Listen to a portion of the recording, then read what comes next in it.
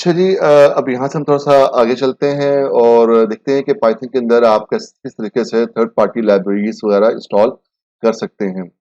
अच्छा, क्योंकि जैसे अब हम लोग काम करेंगे पाइथन के अंदर, तो ये पाइथन की एक बेसिक चीज़ है कि ह ऑलमोस्ट अब तो हर प्रोग्रामिंग लैंग्वेज में ये बेसिक चीज़ है, जैसे जावा है, सी शार्प है, सी प्लस प्लस है, जूलिया है एंड सो फोर्थ। इसमें हमें ये करना पड़ता है कि आपको एडिशनल लाइब्रेरीज़ की ज़रूरत पड़ती है। मिसाल के तौर पे अगर आपने मशीन लर्निंग पे काम करना है, तो मशीन लर्निंग के लिए आपको लर्निंग एल्गोरिथम्स की ज़रूरत है। लर्निंग एल्गोरिथम्स के लिए आप एक स्पेसिफिक लाइब्रेरी डाउनलोड करेंगे और फिर आप उसको पाइथन के साथ इंटीग्रेट करके इस्तेमाल करेंगे। अगर आपने डेटाबेस को कनेक्ट करना है या आपने एक्सेल को साथ में कनेक्ट करना है या आपने फेस रिकग्निशन करनी है, आपने साउंड प्रोसेसिंग करनी, कुछ भी करना है, तो आपको साथ में एडिशनल लाइब्रेरीज की जरूरत पड़ती है। ये एक नॉर्मल प्रैक्टिस है कि हर प्रोग्रामिंग लैंग्वेज के अंदर। तो इसके लिए हमारे पास जो कमांड है जो हम इस्तेमाल करते हैं, जो जो पाइथन है उसके साथ, दैट इज हमारे पास पिप है। तो जैसे हमारे पास पाइथन की वर्जनिंग चल रही होती है, इसी तरीके से हमारे पास पिप की भी जो है वो वर्जनिंग चल रही होती है। ये बात में रखिएगा। तो इसको हम कैसे कर सकते हैं, इसका तरीकेकार क्या है, इसको देखते हैं। जैसे मैंने अभी आपसे बात की थी यहाँ पे आके कि पाइथन 2 है एंड सो फोर्थ। पिप जो पाइथन की कुछ डिफॉल्ट इंस्टॉलेशन हैं, बिल्कुल सेम गोज फॉरवर्ड,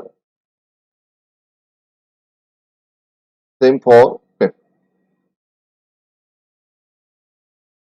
अच्छा, पिप की जो कमांड है, उसका नॉर्मली जो सिंटैक्स है वो है पिप, आगे मैं लिखूंगा इंस्टॉल,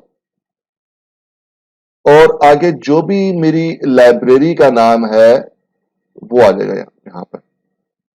देखिए, आप सब लोग थोड़ा बहुत कंप्यूटर्स के साथ इन्वॉल्व हैं। आपको पता है कि जब भी हम लोग कोई चीज इस तरीके से एंगल ब्रैकेट में लिखते हैं, तो इसका मतलब ये है कि ये यूजर स्पेसिफिक वेरिएशंस यहाँ पे आ सकती हैं।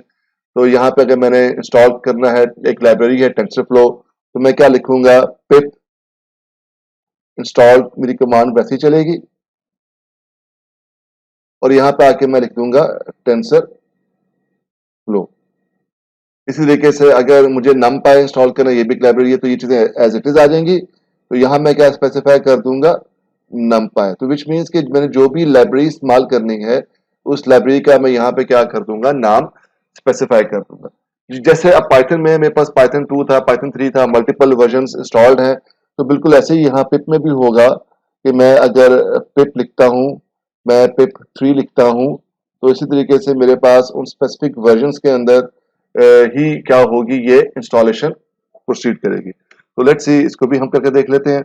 मेरे पास तो हम क्या करते हैं, अब इसमें जो एक चीज बड़ी इंपॉर्टेंट आती है वो ये है कि हमें कैसे आइडिया होगा कि लाइब्रेरी का नाम क्या है, मुझे कौन सी लाइब्रेरी की जरूरत है, तो क्या कोई ऐसी रिपोजिटरी मौजूद है जहां से मुझे तमाम जो लाइब्रेरीज है उसकी इंफॉर्मेशन मिल जाए।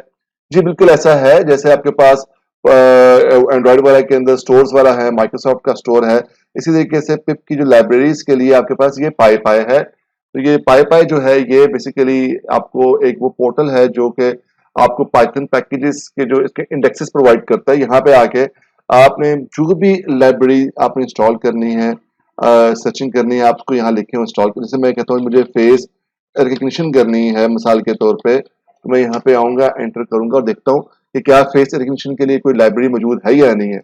और आप देख सकते हैं कि मेरे पास यहाँ पे अच्छी खासी जो लाइब्रेरीज हैं वो मौजूद है, जो कि मुझे फेस और या फेस रिकग्नाइज करने में हेल्प आउट कर सकती हैं, या उससे जो रेलेवेंट टास्क हैं उनको परफॉर्म करने में हेल्प आउट कर सकती है। जैसे यहाँ देखें, मुझे आइडिया हो रहा है कि फेस रिकग्निशन का जो वर्जन 1.3.0 है, ये फरवरी 2020 में ये इसका अपडेट रिलीज हुआ है।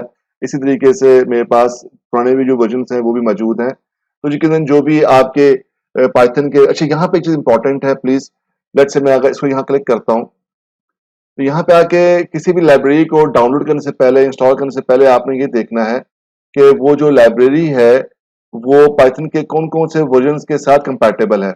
अब लेट से मिसाल के तौर पे मैं एग्जांपल लेता हूँ कि ये जो लाइब्रेरी थी ये 3.6 के साथ कंपैटिबल थी, 3.7 और 3.8 यहाँ पे मौजूद नहीं है। तो इसका मतलब यह है कि आपकी इस लाइब्रेरी के लिए जो सेफेस्ट एग्जीक्यूशन के लिए जो जो इन्वायरमेंट रिक्वायर्ड है वो 3.6 का रिक्वायर्ड है। तो फिर आपको अपने सिस्टम को यकीनन, जैसे मैंने पहले कहा था कि आपको मल्टीपल वर्जन की जरूरत पड़ सकती है।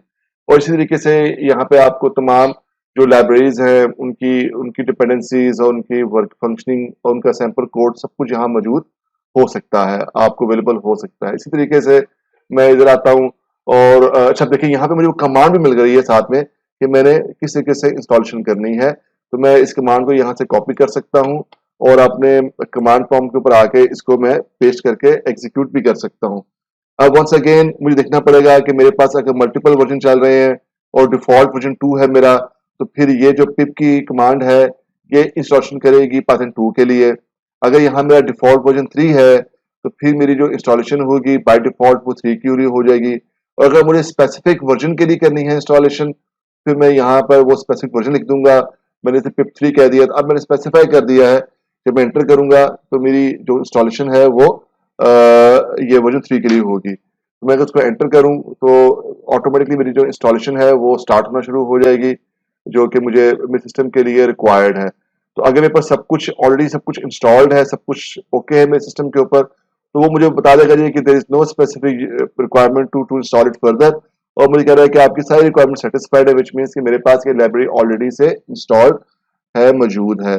तो इसी तरीके से बाज़-औक़ात आपको इस तरीके से ये कोई वार्निंग्स आ सकती हैं, जो बता रही हैं कि आपका पिप का वर्जन है ये 19 है, तो जो लेटेस्ट है वो 20.1.1 आ चुका हुआ है। तो आप इस कमांड के ज़रिए अपने पाइथन को पिप को क्या कर सकते हैं, अपग्रेड कर सकते हैं। यहाँ पे आके वर्जन -1 वाली रिक्वायरमेंट नहीं है, क्योंकि उसकी वजह ये है कि ये वो पाइथन के इंटरनल अपग्रेडेशन और अपडेशन के लिए है, लाइब्रेरीज वगैरह की इंस्टॉलेशन के लिए है। तो लिहाजा यहाँ पे आप अपने सिस्टम को जितना अप टू डेट रख सकते हैं उतना बेहतर है। Anyways, so right now we are in the position work with Python, और प्लस हम लोग इस पोजीशन में है कि हम लोग अगर जरूरत पड़े तो हम लोग पाइथन की कोई जो एडिशनल लाइब्रेरीज हैं पिप की कमांड के जरिए उनको भी हम लोग इंस्टॉल कर सकते हैं। तो जी ये हमने देखा है कि आप किस तरीके से पाइथन में जो लाइब्रेरीज वगैरह हैं उनको आप इंस्टॉल कर सकते हैं।